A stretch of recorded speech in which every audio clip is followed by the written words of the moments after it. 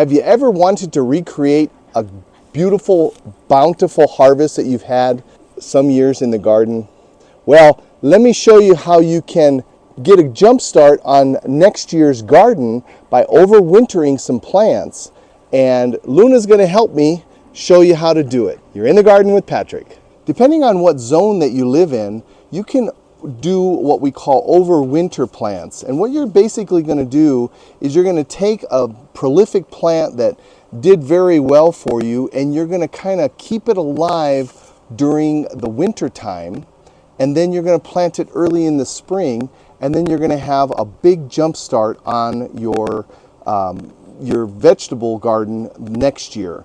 Now, what I've done a couple of times over the years, and with this particular plant here, I have overwintered this. This is a bell pepper plant.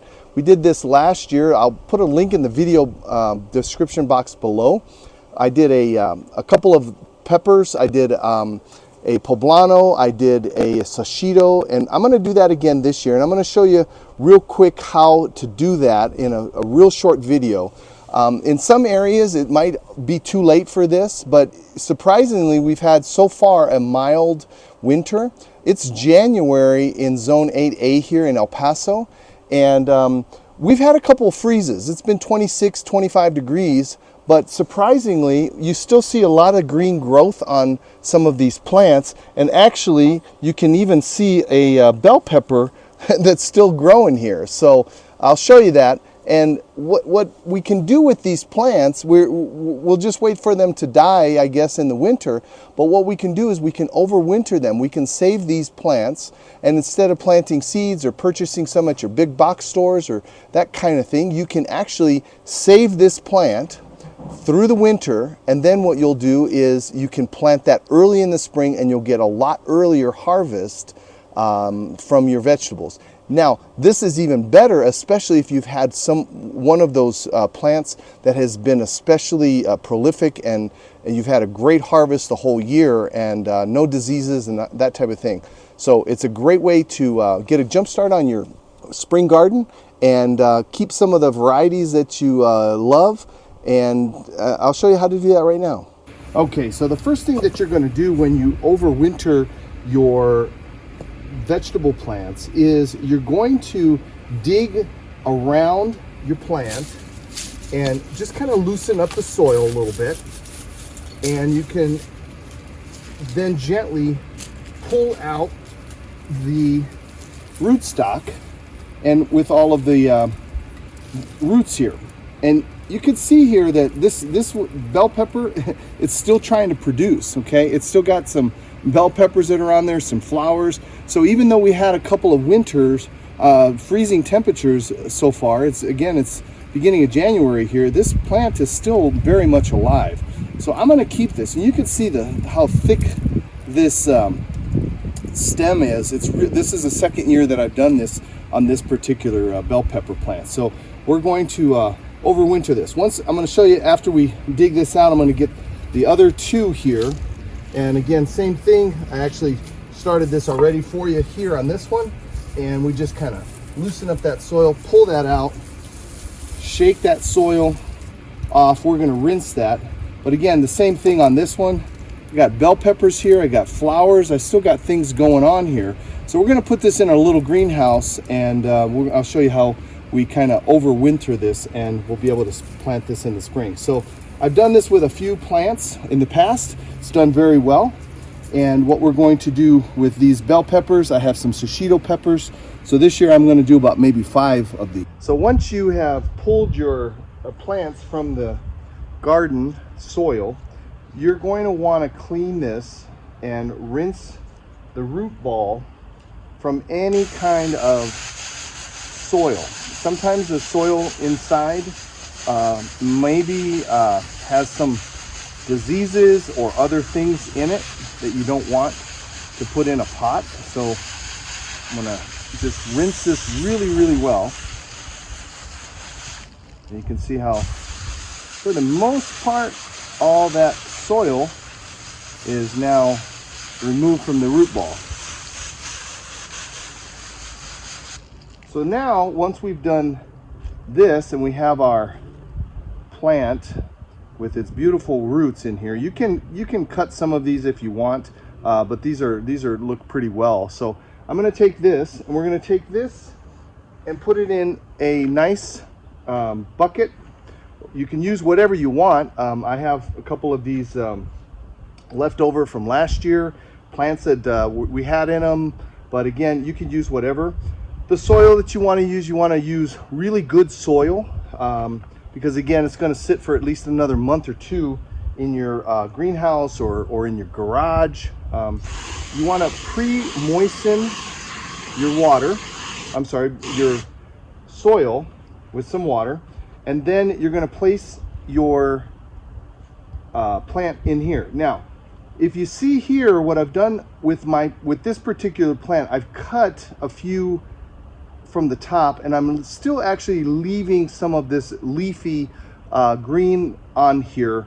Normally, what you're going to do on your typical is you're going to cut it all the way down. You're going to remove all of the leaves, because again, the leaves are going to try to suck up the nutrients, and what you just want to do is you want to kind of have this and allow this to just kind of be dormant but still alive over the next month or two or three, depending on when you're going to be overwintering. So if you're watching this video and it's, you know, maybe the fall, then you can certainly do this with your plants, depending on what zone you're in. Again, I'm in it's January, it's 60 degrees here in El Paso, so I still have some life left in some of these.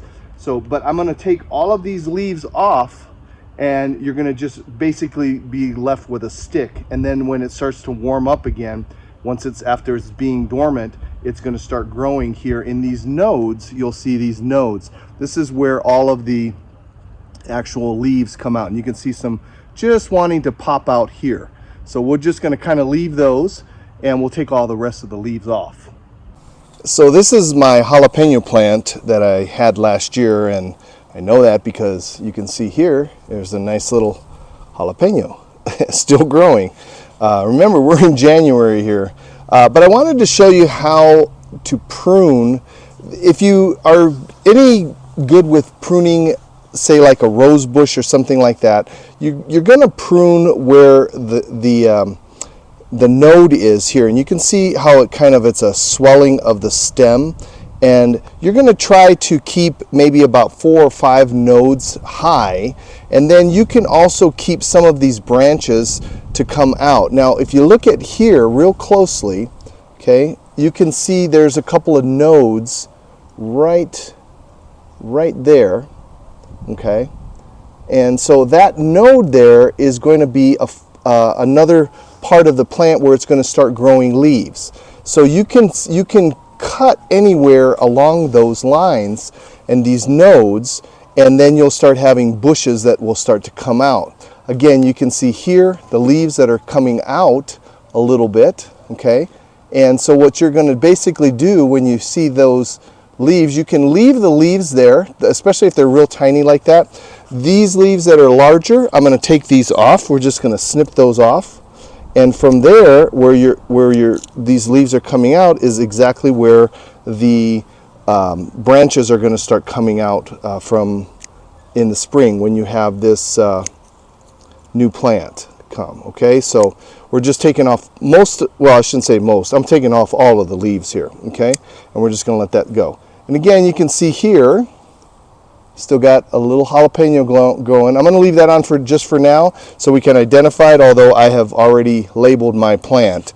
So that's the most important thing, because they're all going to look the same when you put them and you prune them like this, okay? So you won't know what they will produce until, say, the spring and they start fruiting. All right, so here's my poblano plant. You see the root structure has not been very large, which is very interesting because this was a pretty good producer for me. But this is what I picked off, and again, pretty decent size poblano for January. But again, you can see here, each of these nodes, they're starting to have these leaves come out. I'm going to leave these because these are so small at the moment. I'm going to just kind of leave these. They're going to be going a little dormant. and they may fall off or they may die, but again, we're going to see how this does. But really, essentially, you don't even need the leaves because we're not trying to grow this plant over the winter. We're just trying to let it survive so we can plant it when it gets warm in the spring.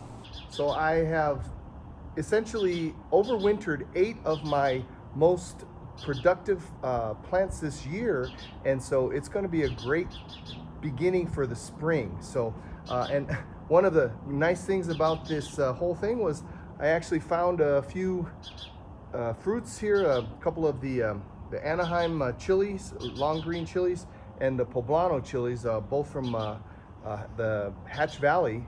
And so you can see here I have some things that look like sticks, but they're gonna be nice, and early in the spring we'll have a nice good start and quick start to our spring garden. So I'll update that. Be sure to subscribe to the channel and you'll get updates on what I'm doing here with these overwintered plants. Hopefully most of them will survive through the winter.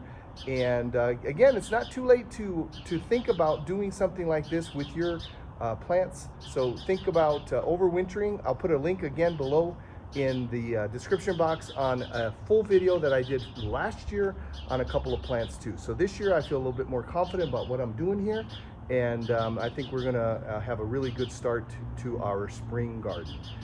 Until next time, happy gardening.